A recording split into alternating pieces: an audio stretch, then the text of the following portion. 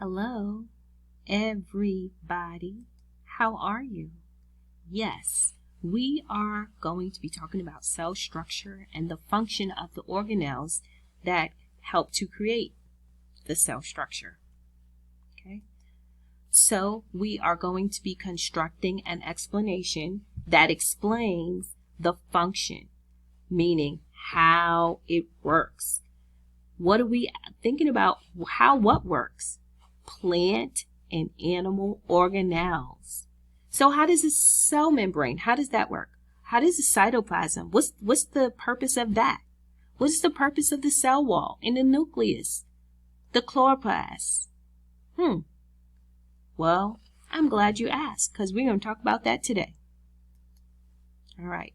So yesterday, remember, we looked at this cell and we started fine-tuning our questions because we realized that if we looked it up in a dictionary, Google, asked a scientist, they would look at us like we were crazy. So we fine-tuned our question so that we could identify a more exact way to get responses, right? To get information about what we're studying.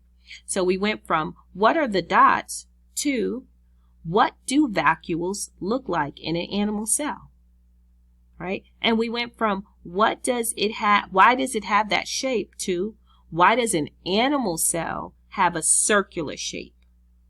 Okay. Now, ladies and gentlemen, what I would like for you to do is I would like for you to pause this video right here. Choose one of these 4 questions. And as you are choosing one of the 4 questions, what I would like for you to do is fine-tune it. What do you really mean by why do some have 2 dots? Right? What do you really mean by is that black dot diabetes? What do you really mean is this a plant cell? What a plant cell? Why is it blue dots? What do you mean, why is it blue dots? Let's fine-tune those questions, okay? Pause.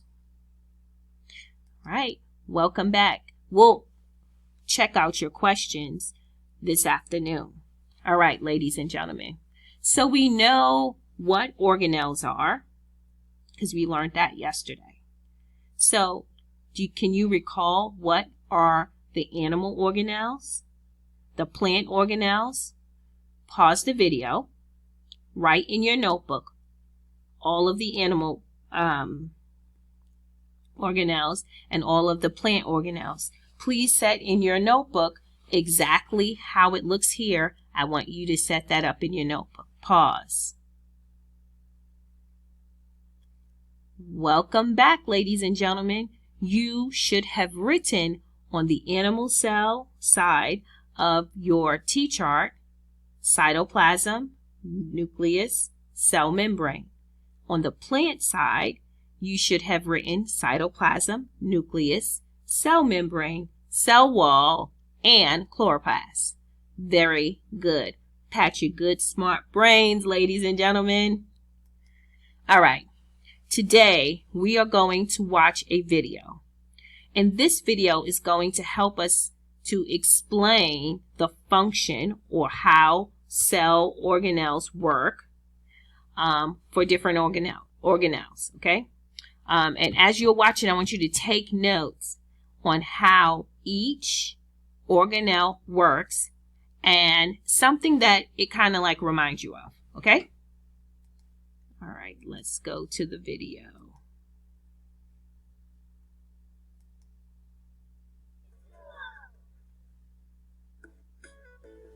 All living things on Earth, from the tiniest creatures to the tallest of trees, are made of microscopic parts called cells.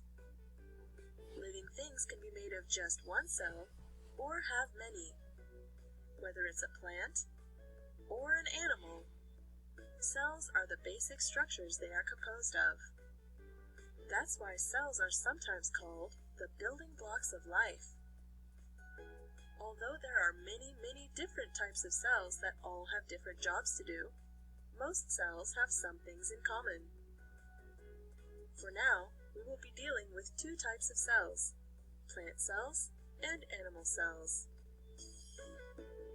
Both plant cells and animal cells are surrounded by a cell membrane. The cell membrane is a thin, flexible layer that separates the inside of the cell from the outside of the cell. It protects the cell and controls what is allowed to go in, food, and come out, waste. Plant cells have an extra layer called a cell wall that surrounds the membrane. The cell wall is tough and stronger than a membrane. Cell walls provide support for plants to grow and keep their shape. An elephant has a skeleton to support it as it grows. A redwood tree doesn't. Cell walls are what allows them to stand so tall. Inside the cell membrane, cells have smaller parts called organelles. Organelles are like tiny organs, and they each do specific jobs inside the cell. Some organelles bring in food, get rid of waste, repair the cell, then help it grow and reproduce. All of the organelles are held in a special gel called cytoplasm. Cytoplasm is usually colorless and about 80% water.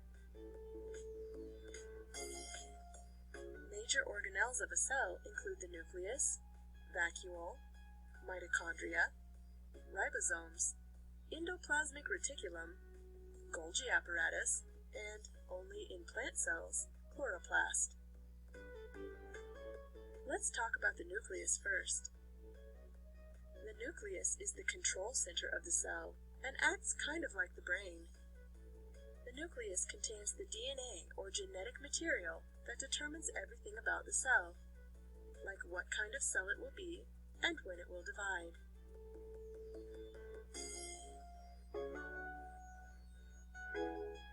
Next, let's talk about the vacuole. Vacuoles are basically storage tanks that the cell uses to hold water or other materials. A plant cell usually has one large vacuole, whereas an animal cell may have several smaller ones, called vesicles. Vacuoles are often the largest organelle in a plant cell, and when plants do not get enough water, their vacuoles shrink and the plant begins to wilt.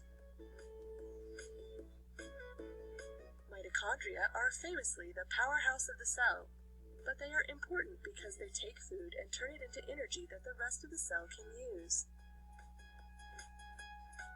This process of using oxygen to break down sugars into chemical energy is called cellular respiration.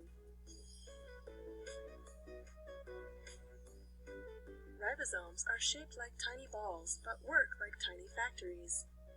They make things that the cell needs, like proteins. The cell can use proteins made by the ribosomes to build new structures, repair damage, and direct chemical reactions.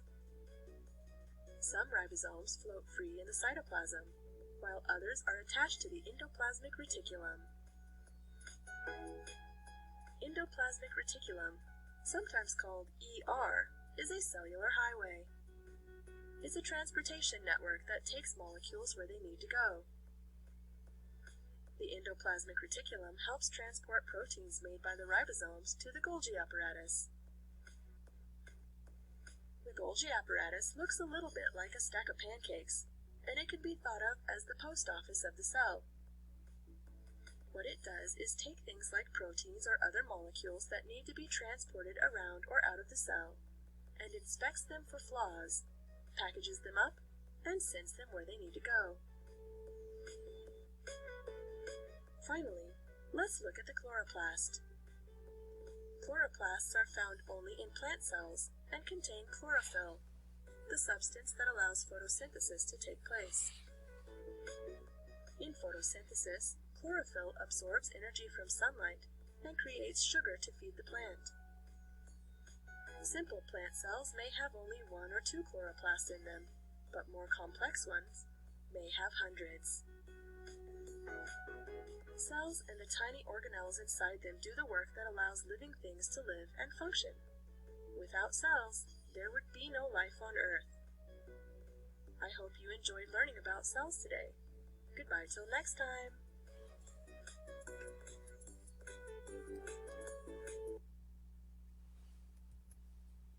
Well, ladies and gentlemen, we just learned so much about organelles. Did you hear how the endoplasmic reticulum is like a highway? Yes. And how the mitochondria, it holds, like it kind of holds stuff and takes it to different places, guys. This is what we're going to do today. This is our work for today, guys.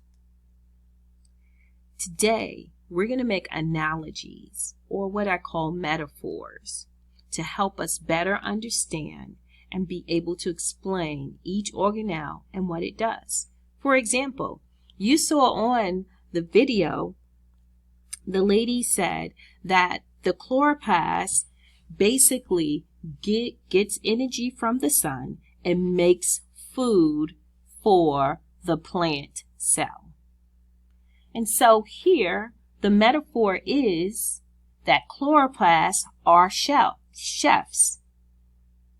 Okay, how is that, Miss Wright? Well, a chef makes food, doesn't it? And didn't we just hear that chloroplast makes food for the plants? That's the connection. So the chloroplasts are the chefs for the plants. This is a metaphorical expression because we are comparing the function of the chloroplast and the job of the chef. Ladies and gentlemen, isn't this fun? Well, you're going to be doing this. So what's the function of the chloroplast? What does a chef do? How are the chloroplast and the chef alike?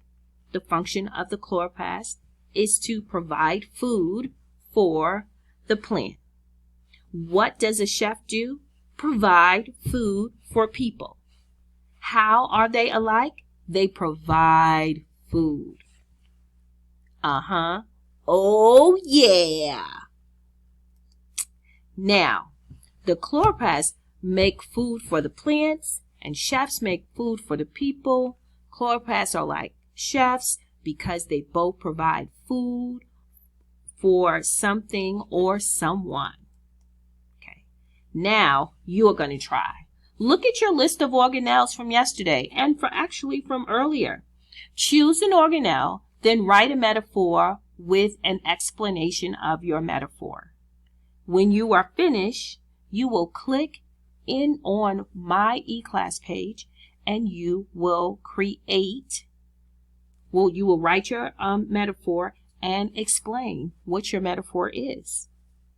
All right, guys, I'll see you later. Looking forward to looking at all of your metaphors with your organelles. All righty. Bye.